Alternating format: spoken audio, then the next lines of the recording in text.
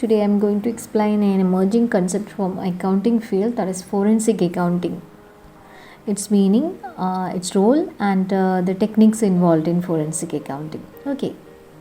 All of us aware about the financial frauds which has happened in India, especially in the beginning of the century, such as 2G spectrum scam, Commonwealth Games, Satyam scandal, and these corporate frauds, white collar crimes, and corruptions. Those things have raised a serious questions about the reliability of auditing, financial reporting, and accounting standards. So, how we can ensure the investor confidence in accounting records? Our traditional accounting system and auditing techniques already failed to stop this financial criminology. So, in most of the cases, frauds are committed by the top executives with high intelligence and expertise knowledge. So, it's very difficult for the auditors to detect and prevent these frauds with their traditional techniques. So, here is the importance of forensic accounting system, which tries to cover the limitations of existing accounting system. Forensic accounting is a merger of forensic science and accounting. The integration of accounting, auditing, and investigative skills creates an accounting analysis that is suitable for court, called forensic accounting. But it is still unexplored in India. This particular technique can be employed by insurance companies, banks, police forces, government agencies, and so the opportunities for forensic accounting is growing fast. So, forensic accountants are trained to look beyond the numbers and to deal with the business reality of a situation. So, we can say it's a combination of accounting and investigative techniques used to discover financial crimes. When we look into the history of forensic accounting in India, Kautilya's Arthashastra mentioned the famous 40 ways of embezzlement.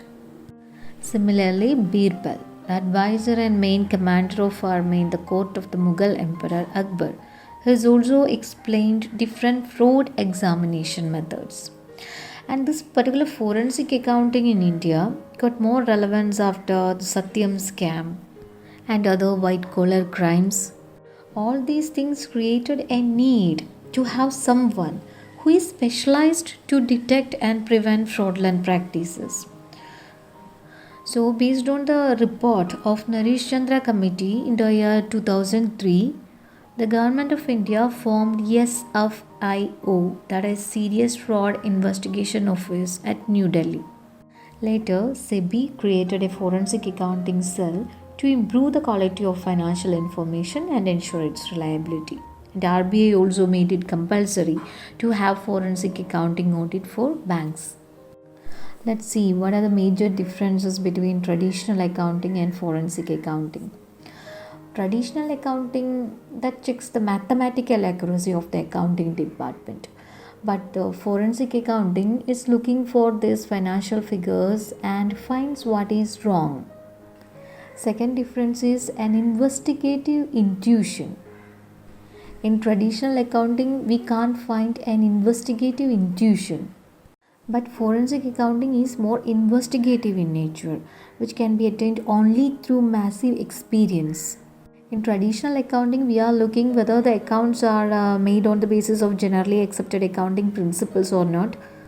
That is, they try to determine if they follow the company's official policies, procedures, and practices. But forensic accounting uses physical evidence, testimonial evidence, documents for identifying the suspects. For forensic accounting, any type of evidence can be used as information, whether it's a documentary, computer video, or audio, anything. And one important point, these forensic accountants are required to serve as expert witnesses in court proceedings or criminal cases. These are the role of forensic accounting. That is, first one, fraud detection, criminal investigation, reporting professional negligence, arbitration service, insurance claim settlement, settlement of dispute. Firstly, fraud detection. It is to detect the frauds in the books which is committed by any employees. and investigated deeply to reveal the true picture of books of accounts. And secondly, criminal investigation. That is, if an employee or organization is involved in any kind of manipulation or fraud, it is the duty of the forensic accountant to report for civil and criminal actions against this particular organization and employee. Thirdly, reporting professional negligence. That is, if there is any non-conformation with the generally accepted accounting standard or non-compliance with the professional or ethical codes, the forensic accountant need to measure and report the same. Fourthly, arbitration service.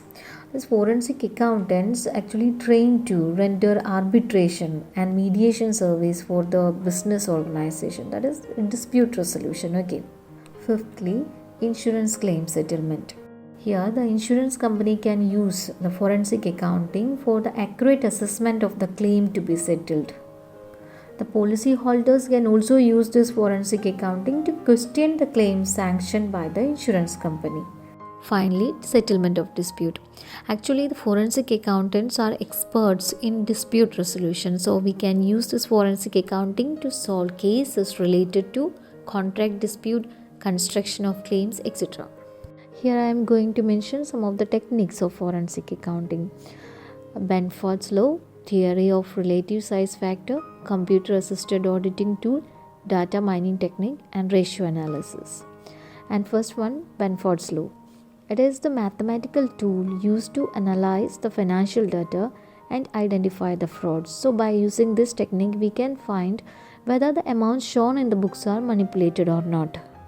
Second technique is theory of relative size factor or RSF. This is a technique of detecting fraud from unusual fluctuations. Thirdly, computer assisted accounting tool. It's a computer program which helps a forensic accountant to investigate his client's information system without depending on him. Fourthly, data mining technique. It mines large volume of data for new, hidden or unexpected informations or pattern. And lastly, ratio analysis. That is, we can use financial ratios for finding the financial health, right? Likewise, by using data analyzing ratio, we can find the manipulations by identifying the possible symptoms of fraud. Okay, so here I finished what I had in mind. My intention was to provide you the meaning, history, role, and the techniques involved in forensic accounting. Techniques just I mentioned, not in detail, but I hope you got an idea about this emerging concept, which is very relevant and useful, especially in the current scenario. I will try to discuss another emerging concept from the accounting field itself in the coming video. Thank you for watching.